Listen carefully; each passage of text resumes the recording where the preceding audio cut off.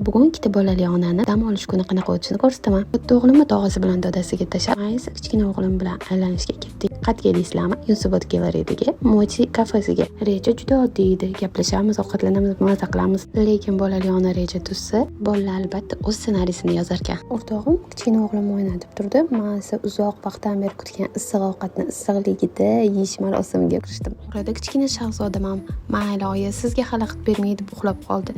Lekin endi xursand bo'lganimda, oyi, men shu yerdaman-ku deb yana uyg'onib oldi. Keyin mayli deb yana rahmi kelib uxlab qoldi bolajonim. Maysa imkoniyatdan foydalanib, sushi ustiga sushi, yana boshqa mazali taomlardan ham bemalol yeb oldim. O'sha paytda bir narsani tushundim. Ikki bolali onaga hashamat, dam olish shart emas. Bola tinch bo'lsa, ovqatingiz issiq bo'lsa, 5 daqiqa hech kim "Ona" deb chaqirmasa, shu dam olish. Xullas, bugun o'rtog'im bilan gaplashdik, ovqatlandik, kuldik va eng muhimi ovqatni sovutmasdan yedik. Hayotgancha videoni shunaqa ovqat issig'ida yegisi kelgan o'rtog'inglarga jo'natib qo'yinglar. Like bosish esinglardan chiqmasin.